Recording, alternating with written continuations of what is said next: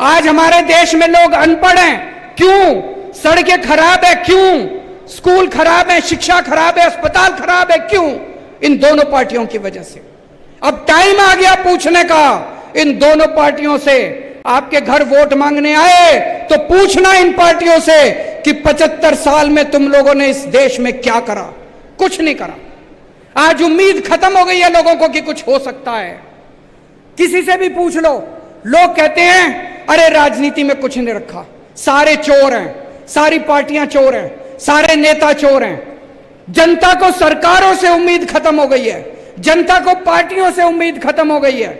आज 75 साल के बाद एक ऐसी पार्टी आई है, आम आदमी पार्टी, जिसने लोगों के अंदर दोबारा एक उम्मीद जगाई है। आज 75 साल के बाद इस देश के अंदर एक ऐसा शख्स आया जिसने गरीबों के बच्चों को अच्छी शिक्षा देनी चालू की। गरीबों ने तो उम्मीद ही छोड़ दी थी। गरीब कहते थे गरीबों के बच्चों का कोई भविष्य नहीं होता। एक ऐसा शख्स आया, मनीष सिसोदिया, जिसने गरीबों के बच्चों को अच्छी से अच्छी शिक्षा देनी चालू की। दिल्ली के अंदर गरीबों के बच्चे वकील बनने लगे, डॉक्टर बनने लगे, इंजीनियर बनने लगे। इन लोगों ने मनीष सिसोदिया को भी नहीं छोड़ा।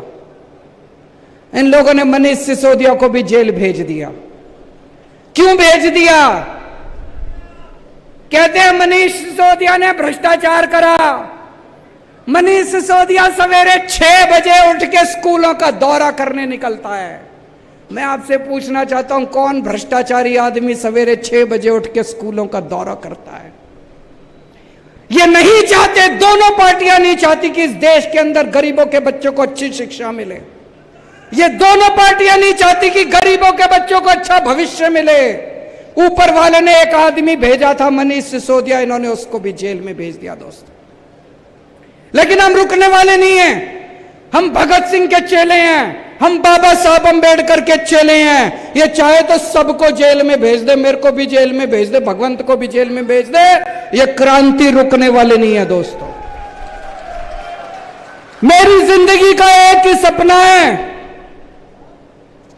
मैं भारत मां को दुनिया का नंबर 1 देश देखना चाहता हूं। मैं भारत को दुनिया का नंबर 1 देश देखना चाहता हूं। मुझे आप लोगों का साथ चाहिए, मुझे युवाओं का साथ चाहिए। युवाओं के साथ मिलके, देश के 140 करोड़ लोगों के साथ मिलके इन पार्टियों ने लूट लिया। भूल जाओ इन सारी पार्टियों को, भूल जाओ इन नेताओं को। देश के 140 करोड़ लोग मिलके हम भारत को नंबर 1 देश बनाएंगे। बनाएंगे कि नहीं बनाएंगे? और मेरे पास प्लान है। पढ़ा लिखा आदमी हूं, इंजीनियर हूं, IRS हूं। इसीलिए ये लोग चिढ़ते हैं मेरे से, ये अनपढ़ है।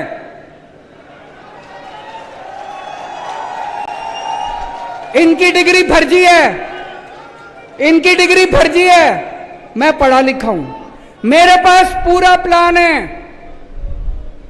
10 साल के अंदर हम भारतवर्ष को दुनिया का नंबर 1 देश बना सकते हैं। 10 साल में मेरे पास प्लान है। 10 साल में हम इस देश से हर अनपढ़ आदमी को पढ़ा लिखा बना सकते हैं, बच्चों को अच्छी शिक्षा दे सकते हैं, अच्छे स्कूल बना सकते हैं। 10 साल के अंदर इस देश से हम गरीबी दूर कर सकते हैं। मेरे पास प्लान है। मेरे को याद है जब मैं छोटा बच्चा था, आप भी जब छोटे थे, 3 तरह के देश होते हैं। एक होते हैं गरीब देश, अविकसित देश, अंडर डेवलप्ड देश। एक होते हैं विकासशील देश, जो विकसित बन रहे हैं अभी। और एक होते हैं विकसित देश, अमीर देश, विकसित देश। भारत विकासशील देश में गिना जाता है। जब मैं छोटा बच्चा था, 5वीं क्लास में पढ़ता था, तब ये कहते थे भारत विकासशील देश है, 20 साल में भारत विकसित देश बन जाएगा।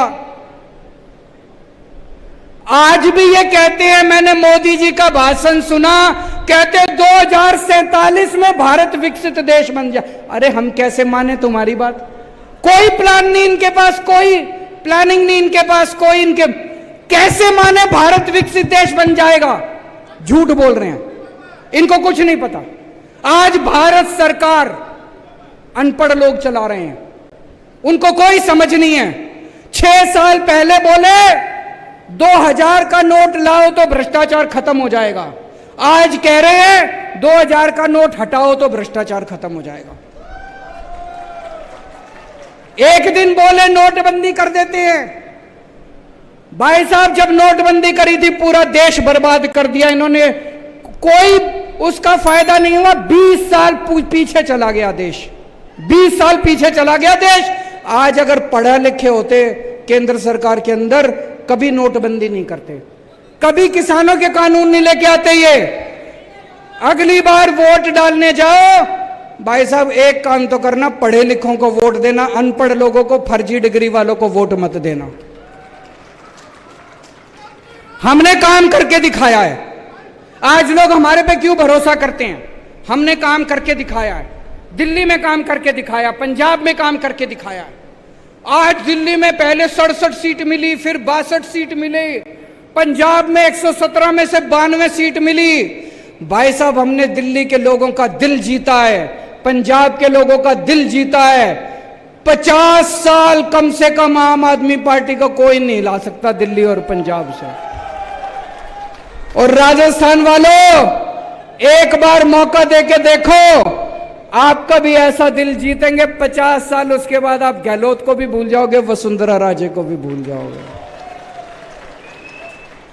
आज मैं हर मां से, हर बेटी से, हर बहन से, हर महिला से अपील करना चाहता हूं, अगर आपको अपने बच्चों को अच्छी शिक्षा देनी है, अगर आपको अपने बच्चे प्यारे हैं, अगर आप अपने बच्चों को रोजगार देना चाहती हो, केवल केजरीवाल दे सकता है और कोई नहीं दे सकता। केजरीवाल को वोट दे देना। आज मैं हर युवा से अपील करना चाहता हूं, अगर आप भारत को दुनिया का नंबर 1 देश बनाना चाहते हो, आम आदमी पार्टी को वोट दे देना।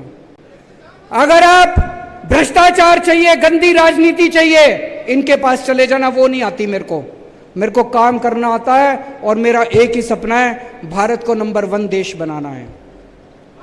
और दोस्तों, अंत में मैं आपको एक ऐसे राजा की कहानी सुनाना चाहता हूं।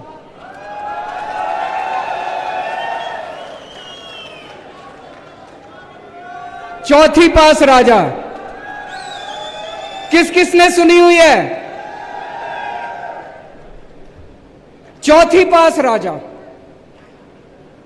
ये एक महान देश की कहानी है। एक बहुत महान देश था, सदियों साल पुराना देश, और कैसे वहां एक अनपढ़ राजा आ गया और उस अनपढ़ राजा ने उस देश को कतई बर्बाद कर दिया, पूरा देश बर्बाद कर दिया। ये कहानी ये दिखाती है कि किस तरह से ये बहुत जरूरी है कि देश का राजा पढ़ा लिखा होना चाहिए, नहीं तो अनपढ़ राजा आ जाए तो वो देश को बर्बाद कर देता है। एक महान देश के गांव में एक बच्चे ने जन्म लिया। बहुत गरीब परिवार था। उस गरीब परिवार में एक बच्चे ने जन्म लिया। गांव में ज्योतिषी होते हैं, बच्चा जन्म लेता है तो ज्योतिषी आता है। ज्योतिषी आया, ज्योतिषी आके मां को बोला, माई तेरे बेटे की कुंडली दिखा रही है, तेरा बेटा बड़ा होके बहुत बड़ा सम्राट बनेगा। माई को यकीन नहीं हुआ। माई बोली, मैं तो बहुत गरीब हूं, मेरा बेटा कैसे सम्राट बनेगा? पर कुंडली में तो लिखा था। बेटा धीरे धीरे बड़ा होने लगा। स्कूल में एडमिशन ले लिया, सरकारी स्कूल था। बच्चे का मन नहीं करता था पढ़ाई लिखाई में। चौथी क्लास के बाद बेटे ने पढ़ाई छोड़ दी, स्कूल जाना बंद कर दिया। उसी गांव के पास एक स्टेशन था, रेलवे स्टेशन।